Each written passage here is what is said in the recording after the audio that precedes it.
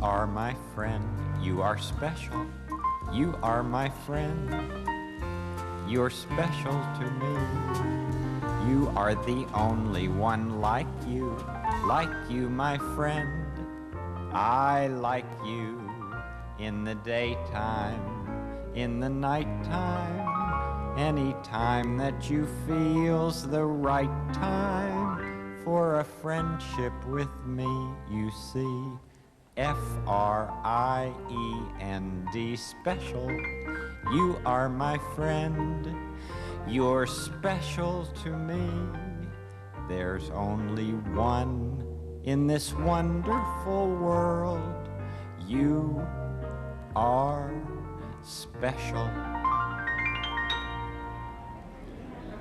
Hello, I'm Stacy Smith. And I'm Patrice King-Brown, and we are in the lobby of Heinz Hall in downtown Pittsburgh. Pittsburgh, as you may know, was the home of Fred Rogers and was the home of Mr. Rogers' neighborhood. And today is the first public tribute to Fred Rogers. Today is a gathering in memory of Fred Rogers. As you probably know, Fred died on February the 27th of stomach cancer. But as I say, this is a day to remember Fred Rogers and a lot of his accomplishments. And some of those accomplishments include the fact that he was on PBS for 30 years and that he taped over 900 programs of Mr. Rogers' Neighborhood. And the thing, Patrice, that I like about Fred Rogers through the years is his message does not fade with time. And for the next 90 minutes, we're going to remember Fred Rogers. Fred Rogers had friends in all walks of life from so many, many different areas, and you're going to be hearing from many of those people who knew him best. Some of them included world-renowned musicians, Itzhak Perlman, Yo-Yo Ma, also Alan Morrison. And today's tribute is being officiated by a very dear friend of Fred Rogers. He is a retired Presbyterian minister. His name is the Reverend Bill Barker. And you're also going to be seeing just a couple of very touching video clips from very touching moments for Mr. Rogers' Neighborhood. And there's one you're going to see that is my favorite, and that's with a young boy by the name of Jeff Erlanger. And if you've never seen this particular film clip before from Mr. Rogers' Neighborhood, I urge you to stay and watch it because it's going to touch your heart. Patrice, I think they're about ready to begin now. Well, let's go inside.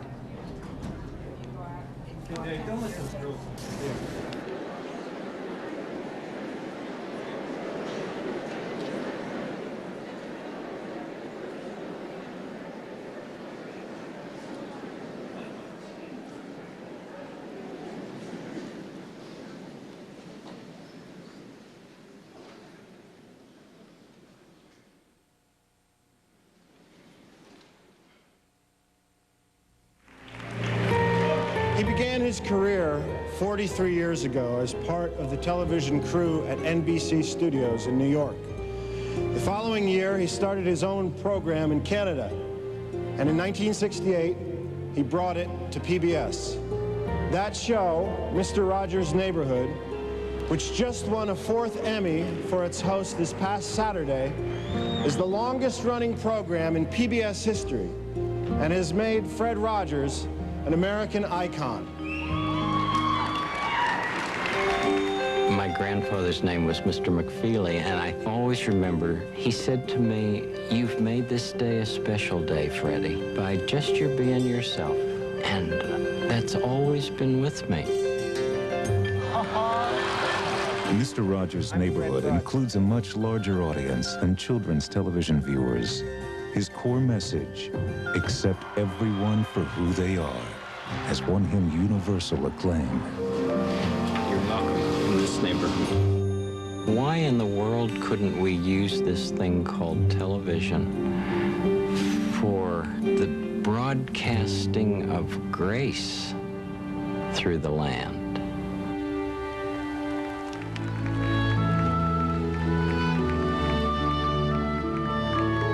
I do think that it takes a certain amount of courage to be able to tell his feelings. He's been liberated for a long, long time, almost as long as I've known him. And I think other men might like very much to be that way.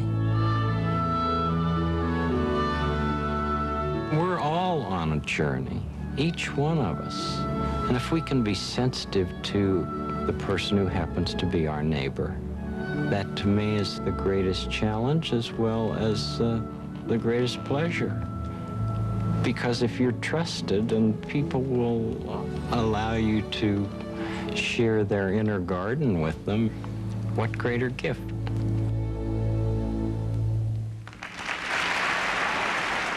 Fred Rogers made each of us here feel very special. He has truly blessed the lives of everyone present. All of you who are here this afternoon feel not only a special relationship to this beloved friend and neighbor, but each of us could also tell what Fred Rogers has meant. We know that he's meant so much to us and to others. At our gathering here, however, this afternoon, we will hear from a few friends, although each of you could also share tributes and offer memories of Fred. Those taking part represent the great breadth of Fred's gifts and interests, his diversity of friendships and commitments.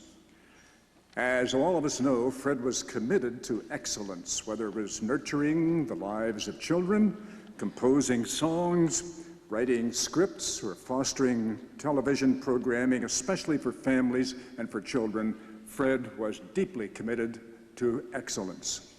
That commitment to excellence caused him to turn down offers to produce programs on national outlets of various television studios, but he's insisted upon working with National Public Television so that he could create quality children's programs, and these, as you are already aware, won him many awards and such a wide appreciation.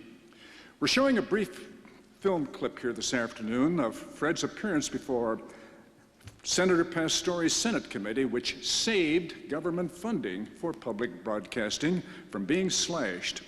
And it is appropriate also that Pat Mitchell join us at our gathering today. Pat Mitchell is the president of Public Broadcasting System and also has been a very dear friend of Fred Rogers over the years. Pat would also like to express appreciation of what Fred Rogers had meant to PBS. In 1969, the U.S. Senate held hearings about funding for the newly formed Corporation for Public Broadcasting. A $20 million grant proposed by former President Lyndon Johnson was in jeopardy. President Richard Nixon wanted that amount cut in half. The hearings were chaired by Senator John Pastore. All right, Rogers, you got the floor. Senator Pastore, this is a philosophical statement and would take about 10 minutes to read, so I'll not do that. One of the first things that a child learns in a healthy family is trust, and I trust what you have said that you will read this. It's very important to me. I care deeply about children. My first children... Will it make you happy if you read it? I'd just like to talk about it, if it's all right. Sir. Okay. My first children's program was on WQED 15 years ago, and its budget was $30. Now, with the help of the Sears Roebuck Foundation and National Educational Television, as well as all of the affiliated stations, each station pays to show our program. It's a unique kind of funding in educational television. With this help, now our program has a budget of $6,000. It may sound like quite a difference, but $6,000 pays for less than 2 minutes of cartoons, 2 minutes of animated, what I sometimes say, bombardment. I'm very much concerned, as I know you are, about what's being delivered to our children in this country. I think that it's much more dramatic that 2 men could be working out their feelings of anger, much more dramatic than showing something of gunfire. I'm constantly concerned about what our children are seeing. And for 15 years, I have tried in this country and Canada to present what I feel is a meaningful expression of care. Do you narrate it? I'm the host, yes. And I do all the puppets, and I write all the music, and I write all the scripts. Well, I'm supposed to be a pretty tough guy, and this is the first time I've had goosebumps for the last 2 days. Well, I'm grateful, not only for your goosebumps, but for your interest in our kind of communication. could I tell you the words of one of the songs which I feel is very important? Yes.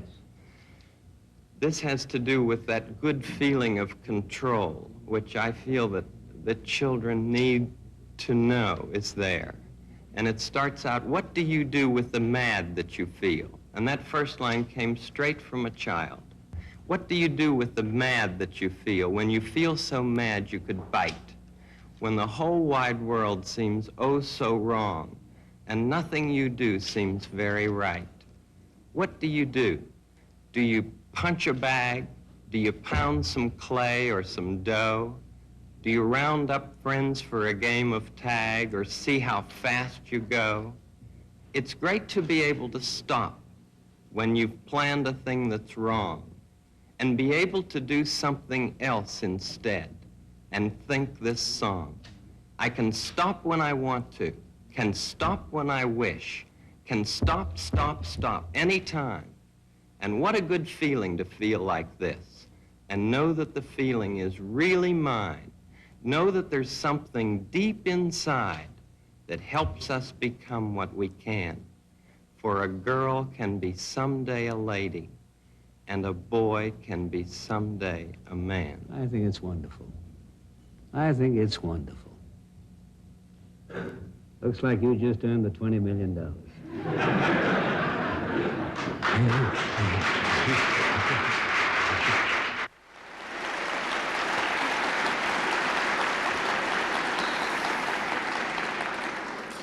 No one ever made the case better and continues to make it every day for the role of a vital and viable public broadcasting service in our lives than does Fred Rogers. And I just think we may have to take that tape to our next congressional hearing. In my first weeks as president of PBS, I was sitting at my desk feeling a little overwhelmed and somewhat anxious about the new responsibilities I had just assumed. I heard a voice in the hallway, a voice that was instantly recognized and a voice that just as instantly seems to lower the level of anxiety wherever it is heard. It was the voice of Fred Rogers, of course, who had stopped by unexpectedly to welcome me to the PBS family. And as we talked that day, I knew that I had entered perhaps the largest, most loving, most unified family anywhere. A family that knows and loves Mr. Rogers and that feels at home in his neighborhood. Mr. Rogers' neighborhood isn't just a place on television, and Mr. Rogers isn't just a character that we welcome on public television stations in every community and have done so for more than 3 decades. I was with Fred recently at a gathering of public television staff and their families, and one by one they came up during dinner, so much so that Fred never got to eat a bite, to thank him for all that he had meant to public television and their families and their communities. And there was one woman who, through tears streaming down her face, said to Fred, "When you come on television, my young son comes running and says, 'Mom, Mr. Rogers is here.' Not Mr. Rogers' program is on television, but Mr. Rogers is here." I'm sure that Fred is with us today, smiling down, assuring us that he loves us just the way we are.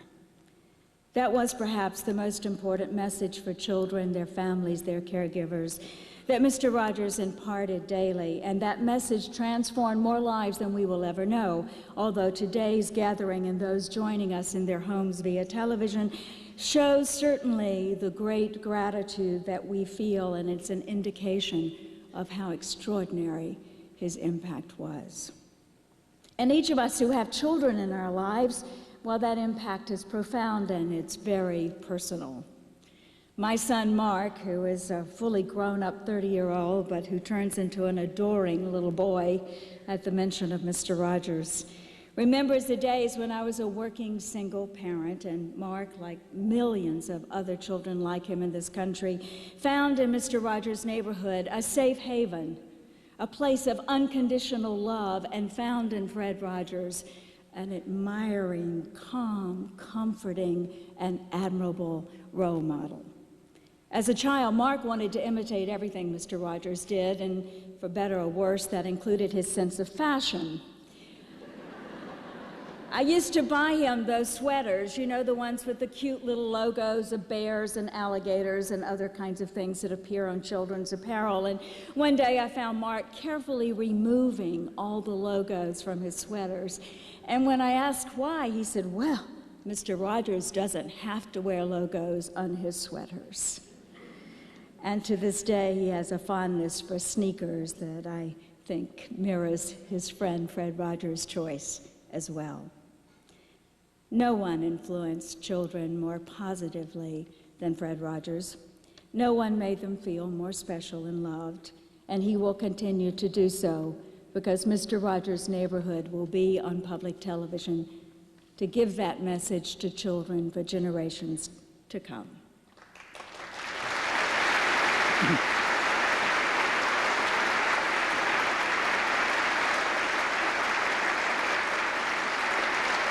When Fred was inducted into the Broadcasting Hall of Fame, he told the audience, "We have only one life to live on Earth, and through television, we have a choice to encourage others to either demean this life or to cherish it in creative and imaginative ways." And that's the legacy of Mr. Rogers' Neighborhood on PBS. It's the very best example possible of how you use television to enrich life, to build character, to educate, to inspire. And yes, Fred, we will cherish that legacy forever, and we will hold that as the standard for all that we do. About a year ago, I went with Fred to the White House, a gathering to honor those who work in early childhood education. Fred finished his remarks, and then he asked everyone assembled to observe a 10 seconds of silence. He wanted them to think about the people in their lives or a special person who had influenced them, who loved them and valued them. It was a totally disarming moment in a room full of authoritative people, and it was genuine Fred Rogers. Everyone stood silently, and Fred said, "Whoever you've been thinking about, whether they're here today, far away, or even in heaven, imagine how pleased they'd be to know how much they inspired you in your life." Let's take a moment every day to think about our special friend, our neighbor, someone who inspired us beyond all measure and makes us feel special every day. Fred Rogers, we love you just the way you are. Thank you.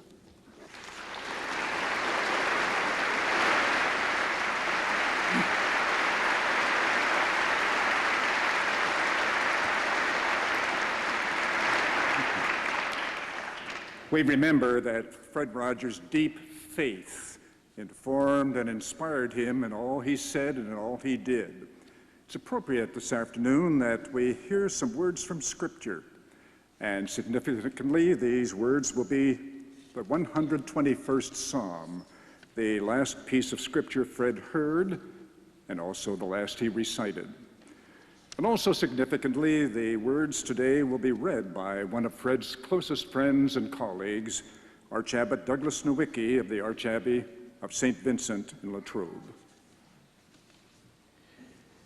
It is a privilege to pray Psalm 129 with you at this memorial service for our friend and neighbor, Fred Rogers. Fred was a man of deep faith and childlike prayer. As our nation pauses for a moment to recollect ourselves in the presence of God, let us bow our heads in prayer.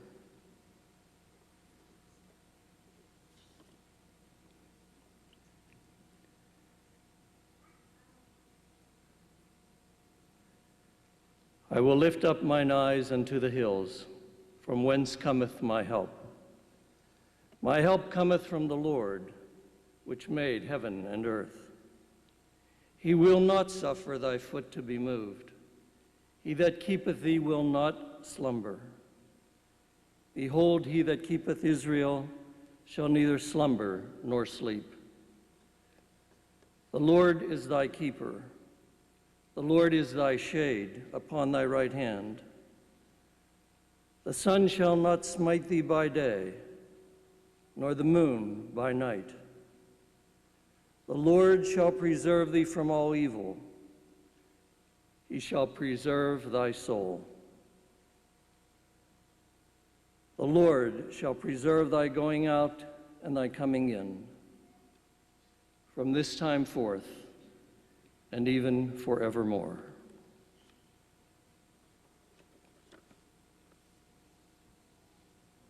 Amen. Fred Rogers' gifts and appreciation for music won him wide respect among the greatest musicians. Many of these appeared on The Neighborhood of Mr. Rogers. Their presence with Fred instilled a deep love for music among countless children. And one of our society's most beloved performing artists is Itzhak Perlman. When he learned of this gathering here this afternoon, he asked if he could be present, and we know that Fred would always welcome Mr. Perlman, and we're pleased to have him surprise us here with a visit this afternoon. Mr. Perlman.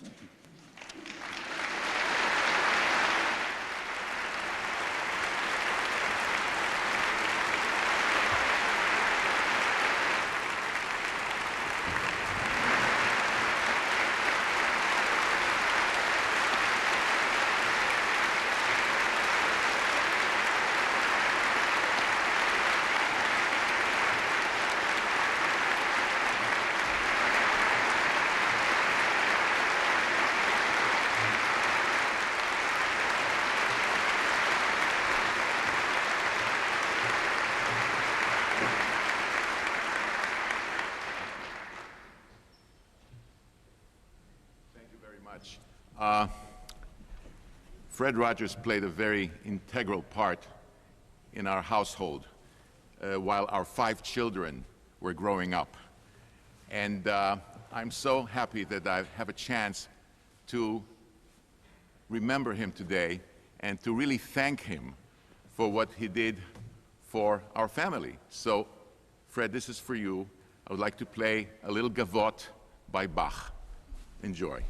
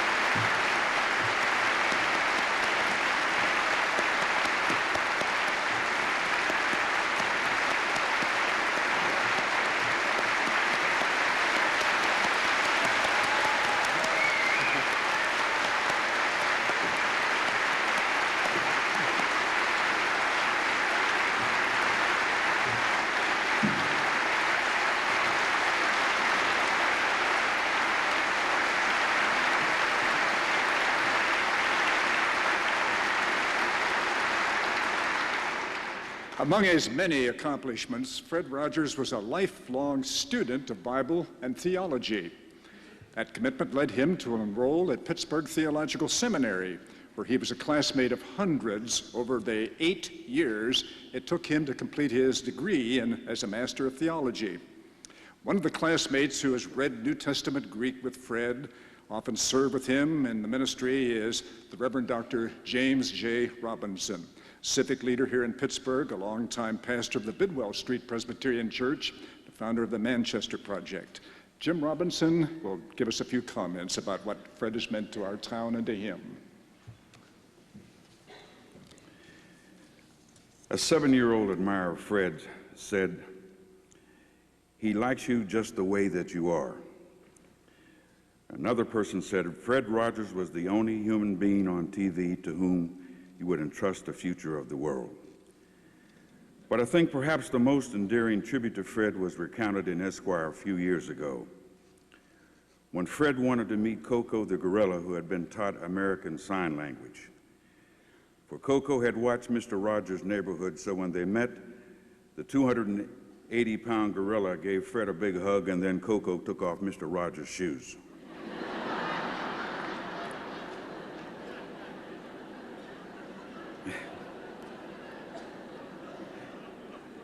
I first met Fred when both of us were attending the Western Theological Seminary on the North Side. And he was showing this puppet, this king puppet, to some students, and my opinion about this fellow was, now here is one strange person. Years later, Fred had become famous, and our paths kept crossing, and I was a pastor at Bidwell Presbyterian Church, and the church had a mission about a block away named the Manchester Youth Development Center. When we ran out of space, the school purchased some property and we expanded. And I invited Fred to the dedication when the building was finished. And when he came, the kids went wild when they saw him. And when Fred spoke, he told the crowd how glad he was to be in Mr. Robinson's neighborhood.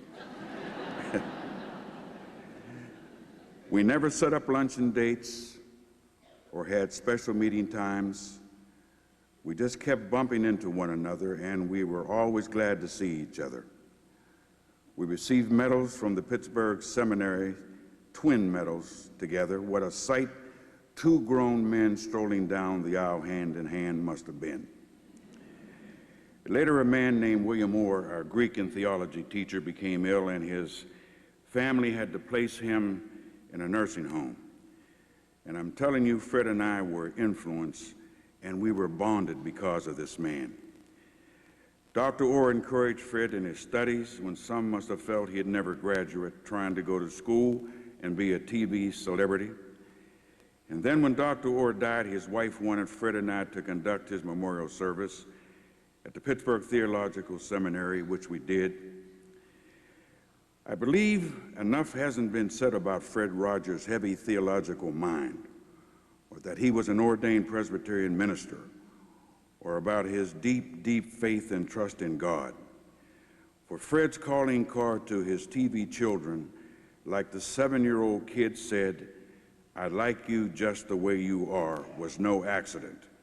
For I believe Fred took his TV text right out of the Bible. Fred, you're a credit to God, you're a credit to children, and you are certainly a credit to the human race. Thank you, Jim.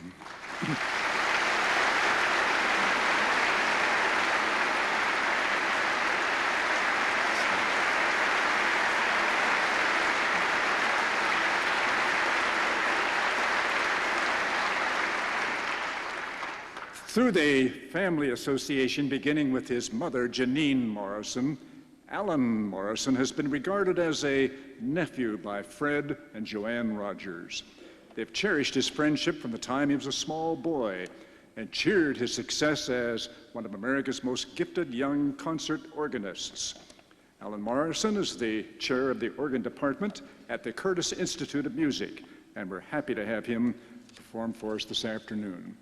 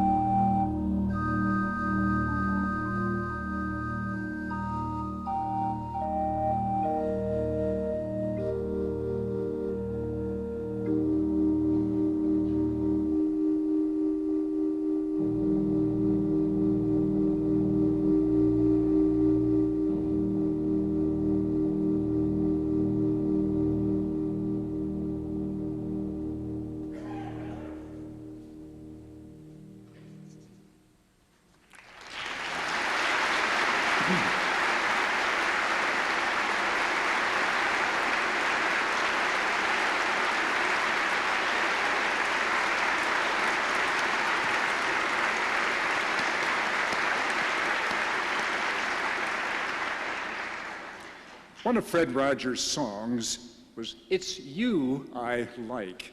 It made us all feel as if he was singing it just to us individually. Countless guests appearing on Mr. Rogers' Neighborhood felt that way too. Each of these guests on the program have helped nurture the lives of children. 25 years ago in a hotel restaurant in Washington, D.C., Fred happened to encounter an extraordinary boy and the young man's parents, Mr. and Mrs. Erlinger. Fred Rogers and that boy, Jeff Erlinger, immediately related so comfortably with each other that day that Fred invited Jeff to appear on the program. That appearance was one of the most appealing ever seen on Mr. Rogers' Neighborhood. Fred and Jeff have remained close ever since, and Jeff is now living and working in Madison, Wisconsin. Before hearing from Jeff, let's watch a clip from the day some years ago when young Jeff Erlinger and Mr. Rogers visited on the neighborhood. You know that song that I sometimes sing called "It's You I Like"? Uh-huh. I'd like to sing that to you and with you. Okay, sure. It's you I like. It's not the things you wear.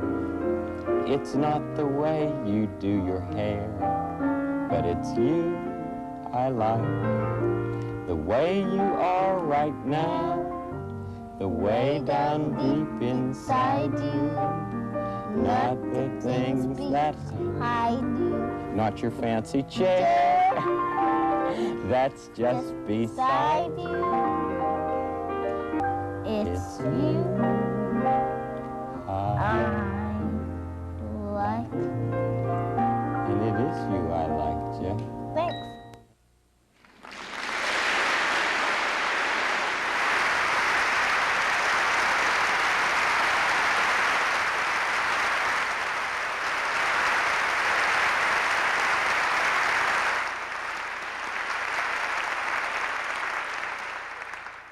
Thank you. It's an honor to be here today to celebrate the life of Fred Rogers. Fred's and my relationship really started in the early 1970s when, through the magic of cable TV back then, I was able to visit with him not one time a day or twice a day, but sometimes 3 or 4 times a day, as I was able to get channels from all over the state. One of the things that Fred would teach me in these visits is not only that how to handle emotions, but that I, as an individual, was someone special. And while that is important for all kids, it was especially important for someone who is growing up with a disability. One of the amazing things about Mr. Rogers was that he'd be able to make you feel not only that you were special, but that he had a close and deep relationship with you. One of the best examples of that is when I was on the show. We taped that scene you just saw, and the segment was 10 minutes long. And people will often ask me, well, you know, it was a 10-minute segment. How long did it take you to tape that? And my answer is, it took 10 minutes to tape it. And the reason for that was because he wanted to just sit down and just chat as if we were old friends. Through the magic now of email, I've been able to stay in touch with Family Communications, and it's been a wonderful experience knowing them and knowing Mr. Rogers. And I just want to let him know that on behalf of millions of children and grown-ups alike, it's you, Fred, that I like. Thank you, George.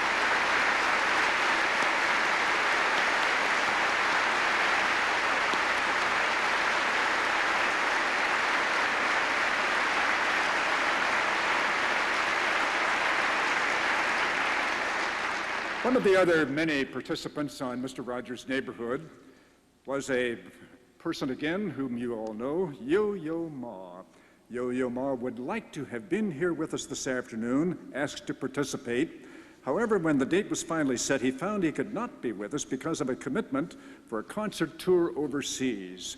However, this busy artist has insisted upon preparing a very special tape in honor of his beloved friend, Fred Rogers. Good afternoon, ladies and gentlemen. My name's Yo-Yo Ma. The first time I met Fred Rogers was at a taping for a Mr. Rogers' Neighborhood segment.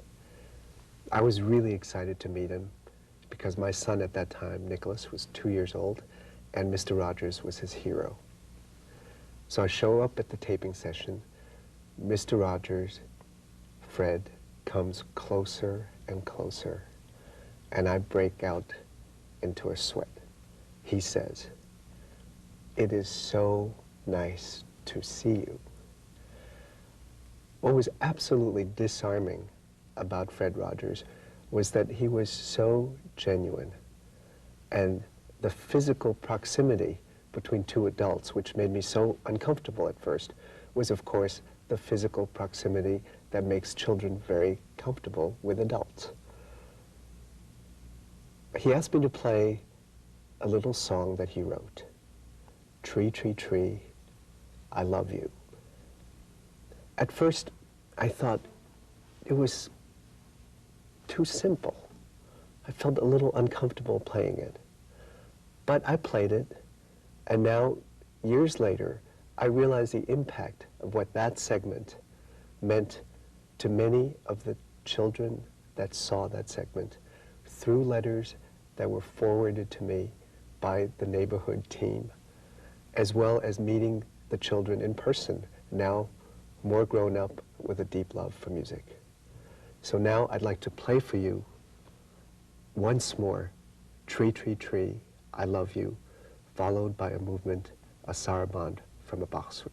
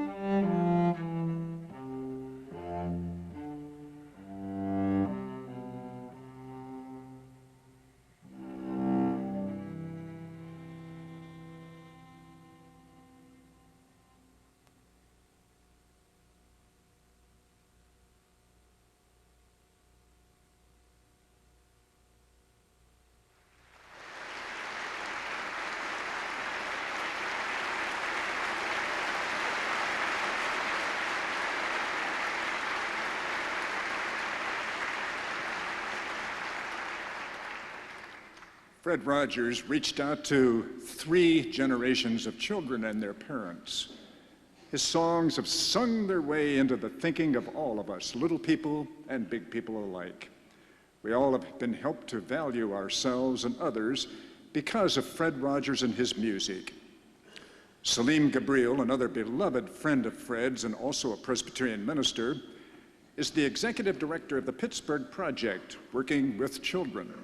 Salim has a wonderful tape in which a group of neighbors are joyfully singing some of Fred Rogers' best-known compositions.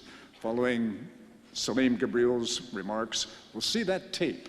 Salim?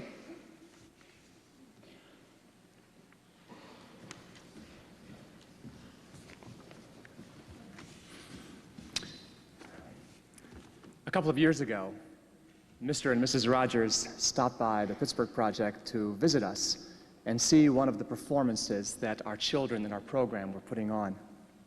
Earlier that week, I informed the children that we were going to have very special guests, and of course, they were elated. The night of the show, Mr. and Mrs. Rogers came in their typical fashion, and without fanfare, they took their seats in the side bleachers and did not want to draw attention to themselves. Halfway through the production, one of the children who was trying so hard to spot Mr. Rogers in the audience but couldn't, in the middle of the performance shouted, "Where are you at, Mr. Rogers? Where are you at?"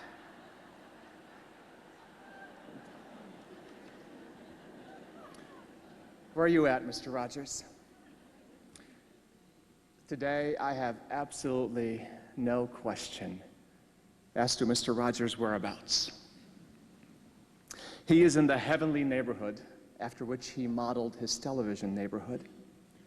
And he is with the architect of that neighborhood, the one who gave shape to Mr. Rogers' vision and fueled his passion.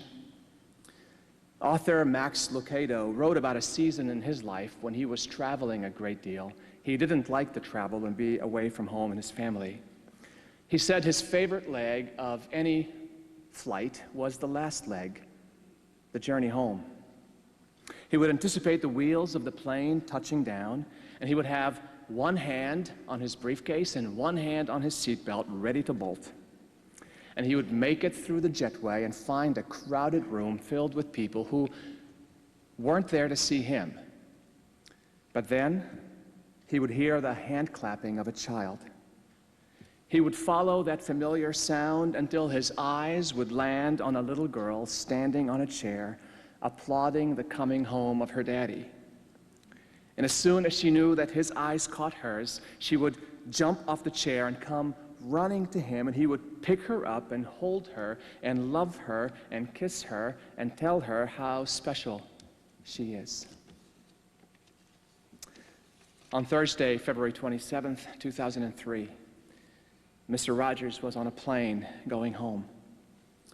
His trip was rich with great experiences, warm memories, and deeply, deeply, profoundly loved people. That day was the last leg of his flight home. He had one hand on his sweater and one hand on his seatbelt, and as soon as he heard the captain's bell, he unfastened his seatbelt and bolted through the jetway and into the crowded waiting area. There was his father, James, and his mother, Nancy, his grandfather and grandmother, Mr. and Mrs. Fred McFeely, and there were other family and friends and neighbors. And after a few moments of celebration, he heard the hand clapping of one. He followed the sound until his eyes caught the eyes of his God, who was standing on a chair clapping for him. God ran towards Fred, embraced him, loved him, kissed him, and told him how special he is. "Well done," he said. "Well done, my good and faithful servant. For I was lonely and you visited me. I was scared and you reassured me. I was feeling small and vulnerable and like I didn't matter, but you told me I was special. I was afraid of taking a bath, and you told me I could never go down the drain. I was frightened by the news about military planes and war, but you comforted me. And Mr. Rogers responded, "When, Lord? When?" And the Lord answered, "Fred, when you did it to any one of the least of these, my children, you did it to me. Come now to your new home, your eternal neighborhood."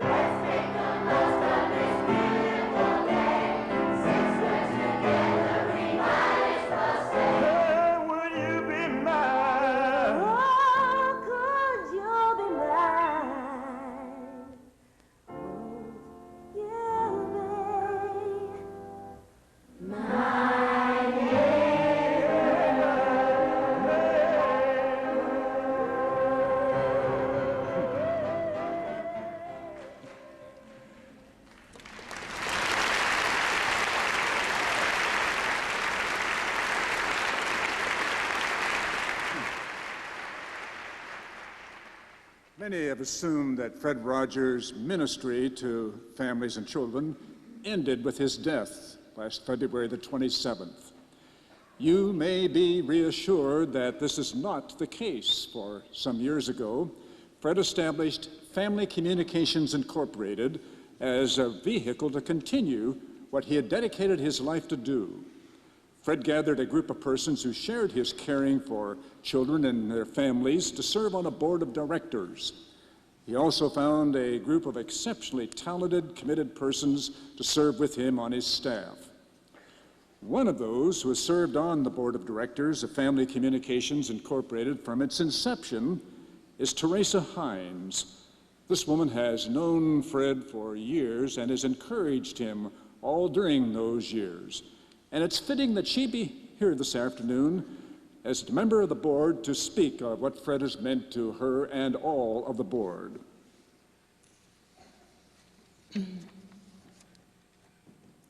Saying goodbye to friends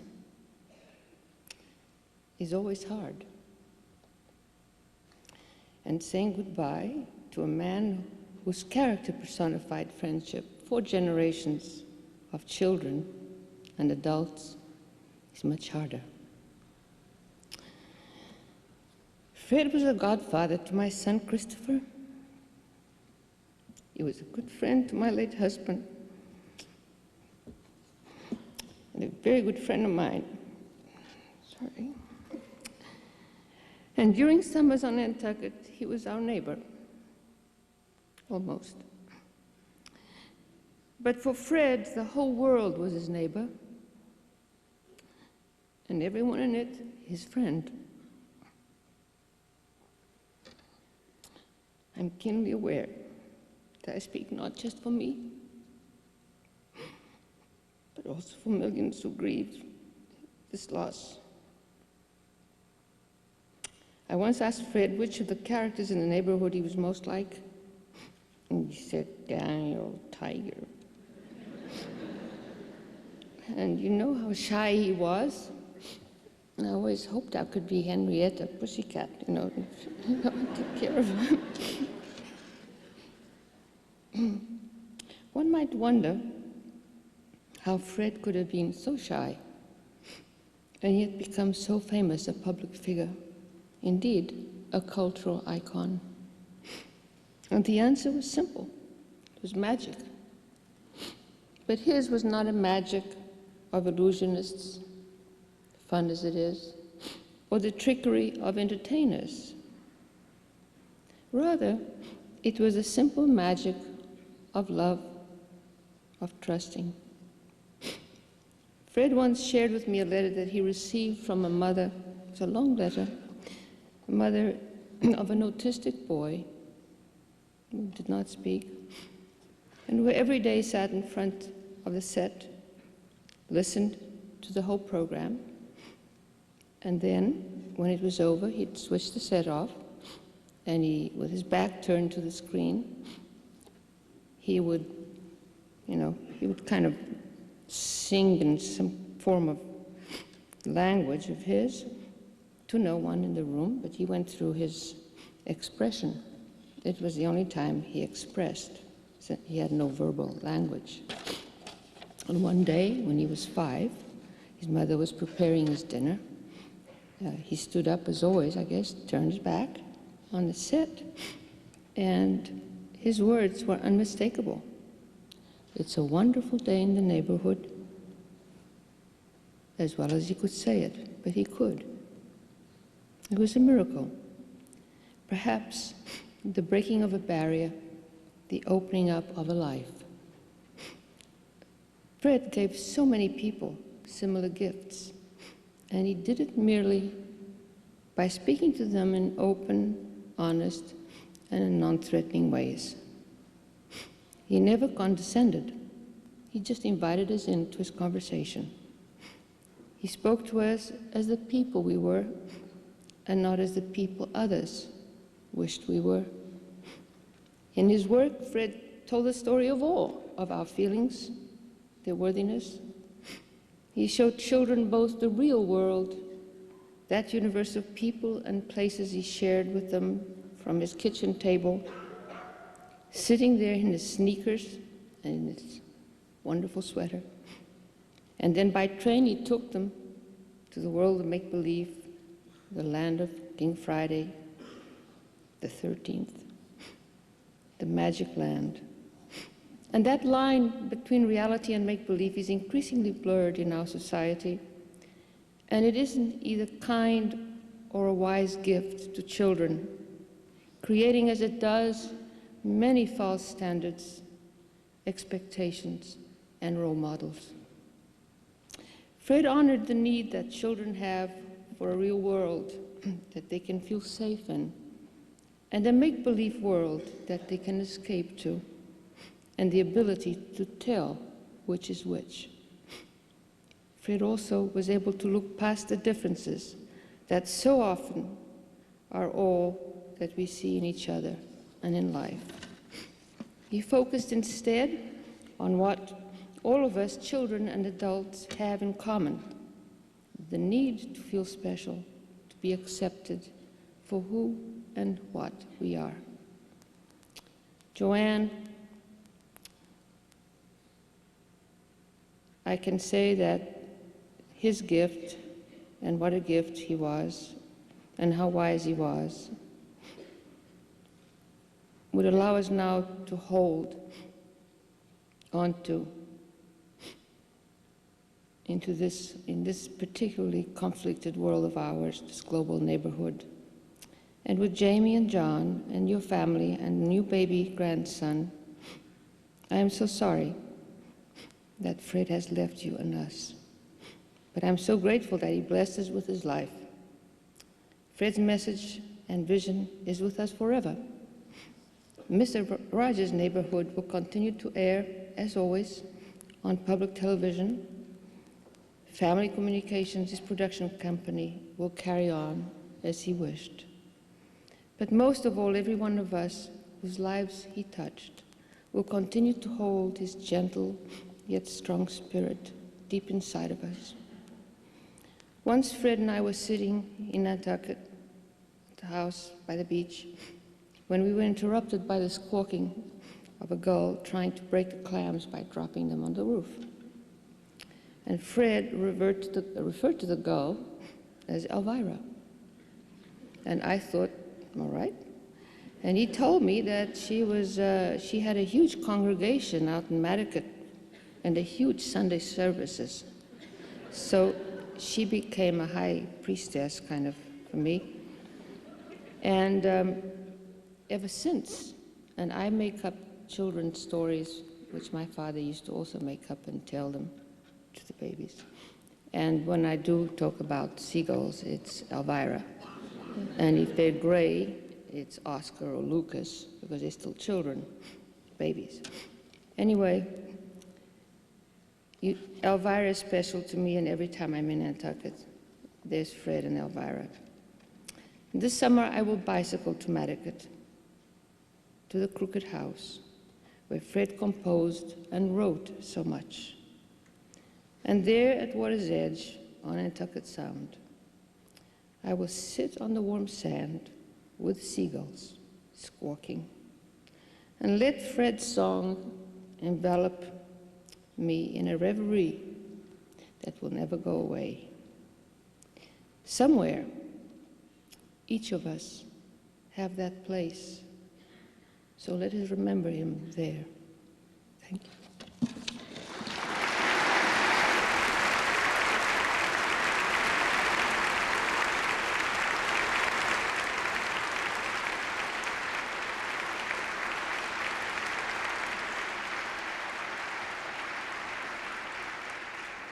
Those of us associated with Fred Rogers on Family Communications Incorporated knew that Fred was a person who enjoyed himself and enjoyed others, a fun person.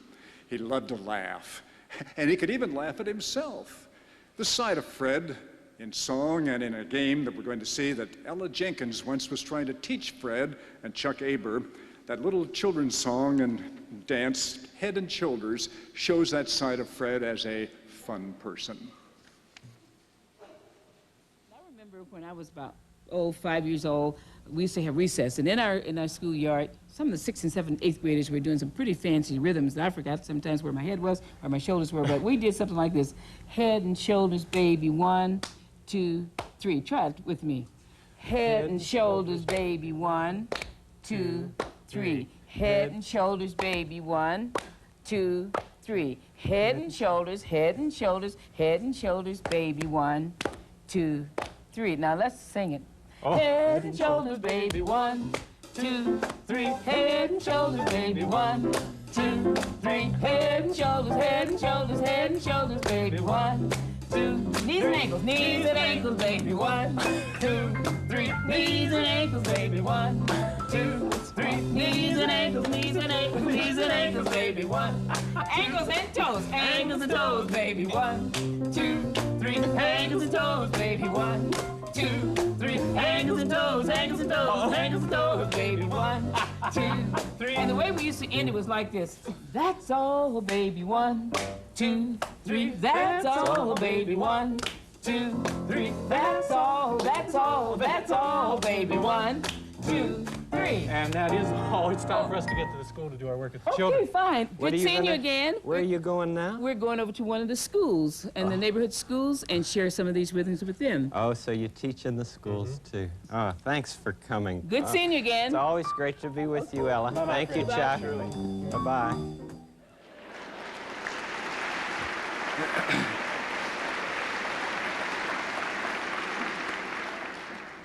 When Fred used this segment in speeches, he would say, "Ella never laughed at me, never put me down, or made fun of me. The fact that I was trying was all that mattered." Fred was one of those rare individuals who was not afraid to be himself and to share himself with others. He was a composer, a minister, an author, a puppeteer, a brother, a husband, a father, a grandfather, a godfather, a neighbor, and a friend to all children. Through it all, he was always himself. And as his wife Joanne so often reminded us, what you see is what you get. Fred gave generations of children his honest self, which is his legacy. That legacy, built over 35 years through Mr. Rogers' Neighborhood, continues as part of PBS's children's programming. Giving of oneself takes great strength and courage and great faith. This was Fred Rogers.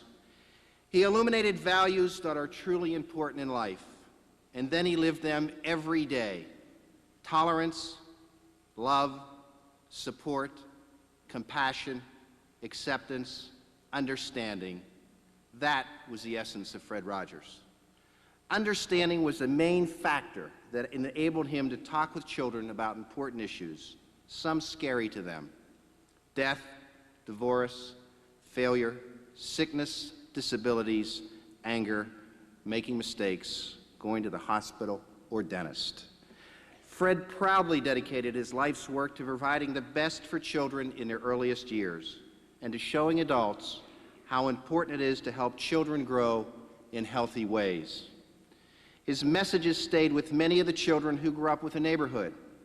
Clear evidence is when Fred would give a college commencement speech, the audience, and especially the graduates, would often spontaneously break into song.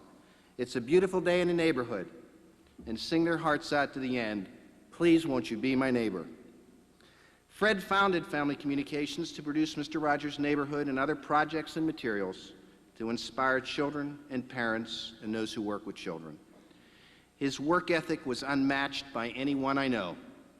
He was in the office 6 and usually 7 days a week, writing scripts, books, songs, or signing letters and photos and trolleys that on some days were so many in number that he would simply say, "Mercy, we may never get through this pile."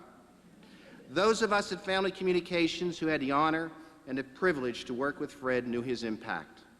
We heard for years how deeply he touched others, but when Fred died, the outpouring was absolutely overwhelming. Hundreds of thousands of children and adults took time to express their personal grief through letters, phone calls, emails, and gifts, along with newspaper and magazine articles, television specials, and corporate tributes. Just one letter. "You were a reassuring authority in my life. Your rules for life made as much sense to me at age 5 as they do now that I'm 37. Discover something new. Listen to people's stories. Sing. Take time. Be generous. Imagine. Feed the fish." We have heard from so many people that Fred's messages, Fred's voice, needs to be heard now more than ever. He taught us that every person has value. We must all reach out to our children, our neighbors, and create communities where children are cared for, respected, supported, and loved. Fred realized that what is essential is invisible to the eye. That's a favorite quote of his from The Little Prince. We know that the words will no longer come directly from Fred. Family Communications, in partnership with many of you, will keep alive his messages of hope and love and reassurance, and we will continue to speak as he did, with sound knowledge of child development, passion, and understanding. Over the years, Fred assembled an incredibly talented and dedicated staff. Those of us who worked with him have a responsibility and an obligation to continue his work. We are committed because we know how important it is, what a difference it makes for children, parents, and those who work with children. You are seeing evidence of that during today's memorial service. Fred considered life a journey.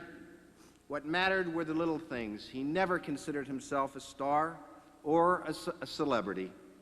He was a humble man who did the best he could every day, every experience, every challenge. Fred faced his final challenge when he was diagnosed with an illness that would too quickly take him from us. When he told the staff about his diagnosis and planned operation, his words reflected all the strength and faith and heart that so accurately characterized him. "Well," Fred said, "we are on another journey." If each of us here in Heinz Hall in Pittsburgh, those watching on television and listening on the radio, can continue to carry the message of Fred Rogers, we can make a better place for our children, for us, and have many beautiful days in our neighborhoods. Yes, Fred, we are continuing the journey.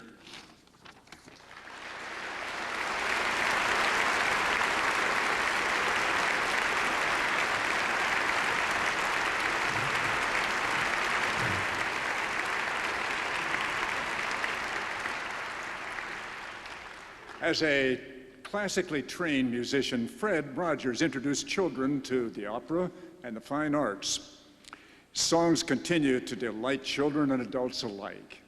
When Fred died on February 27th, the following evening at the Pittsburgh Symphony, before the performance began, Harold Smolyar, one of the artists with the symphony, played a medley of Fred's songs on the piano.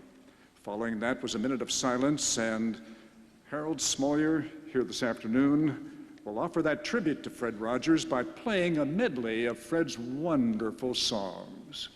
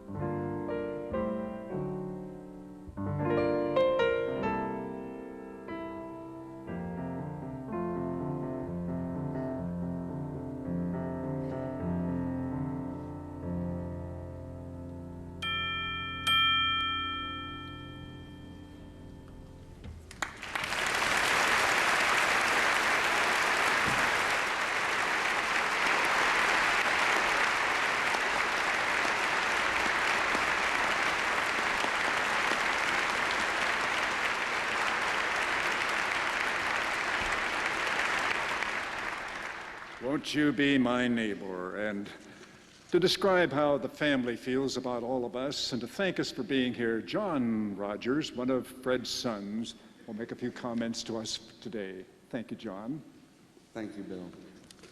And I wanted to thank everybody who put this beautiful production together. Dad would be so proud. I'm sure he is watching from above and is so happy with today.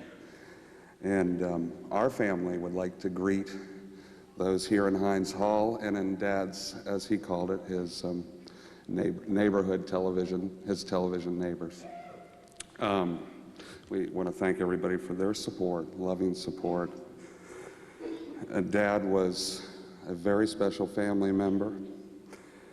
He was a dad, a grandfather, a husband, and of course he was a son. And it shows how full circle life is.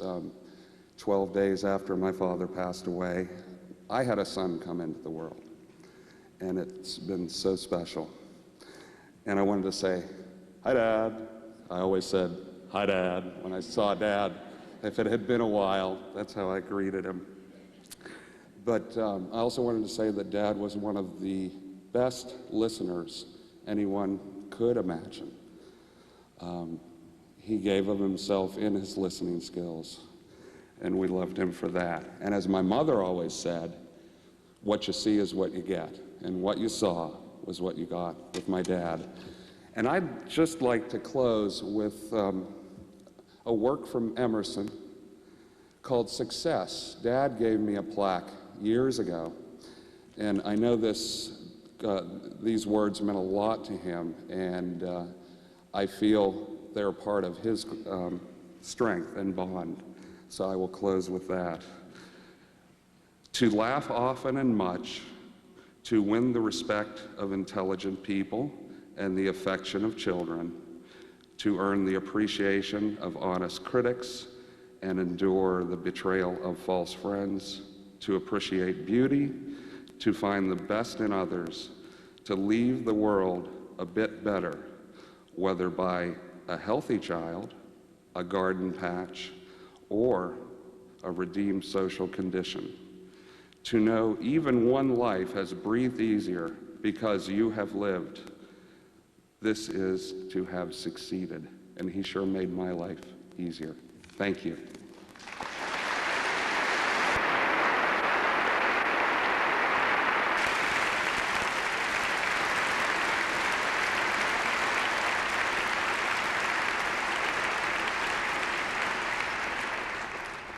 You've already heard how Fred completed seminary studies and received a theological degree.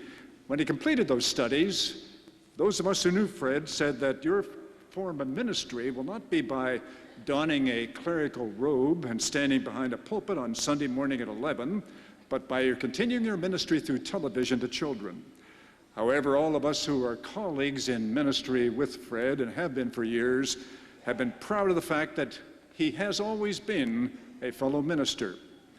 One of those who has known Fred for many years is a beloved colleague also, the Reverend Dr. George Worth. And during his years in the parish here in Pittsburgh and continuing afterwards, Dr. Worth and Fred have cherished a relationship that has been very special. George, I'm calling on you to close our program this afternoon before we sing the final hymn with prayer. At the beginning of every day, after his swim, Fred Rogers set aside the time to read and reflect and pray. It was the source of his spiritual life. And those prayers were often lifted up on behalf of many of us, more than we could ever probably know.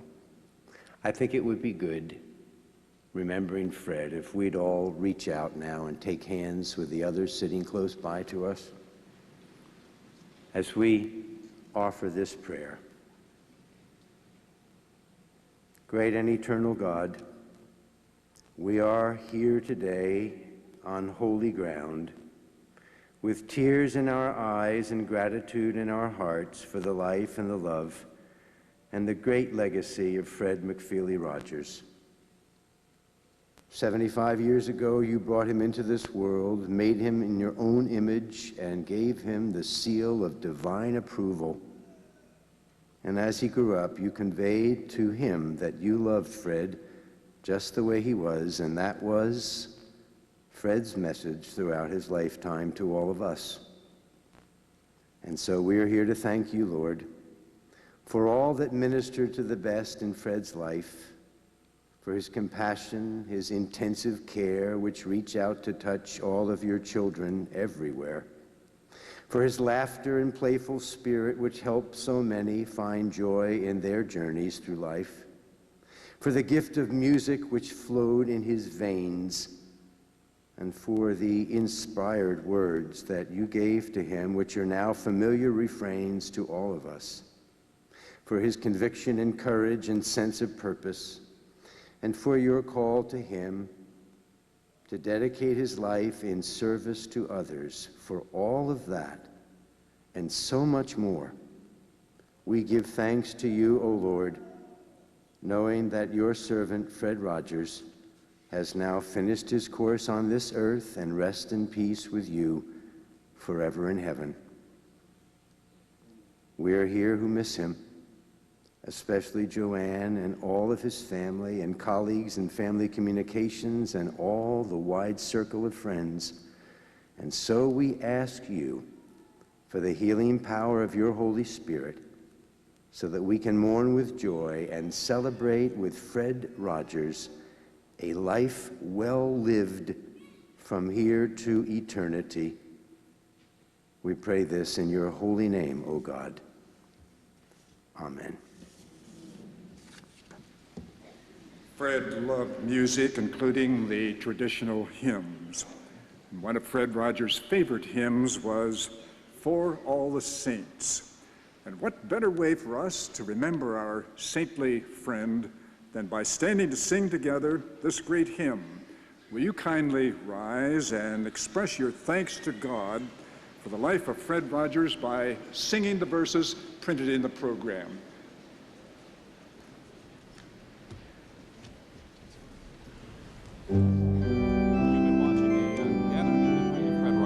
I'm Stacy Smith. And I'm Patrice King Brown from Heinz Hall in downtown Pittsburgh. And if you'd like to know more about Fred Rogers, just go to WQED.org. Thanks for joining us.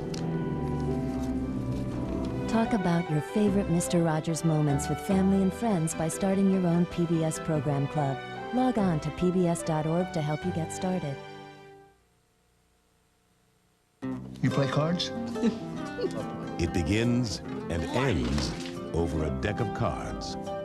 A battle of wills, a joining of hearts, a reunion of two screen legends. Game's underway. Mary Tyler Moore and Dick Van Dyke, as you've never seen them before. PBS Hollywood presents Gin. The Gin Game. Sunday night at 9, here on WQED TV 13. WQED Multimedia is your resource for the battle against depression. Got to the point where things started to bother me. Find out why Pittsburgh is the best place to be if you have a problem and you're looking for help. What's your future? Bright. We have hope. Turn to On Cue for a special 4-night series devoted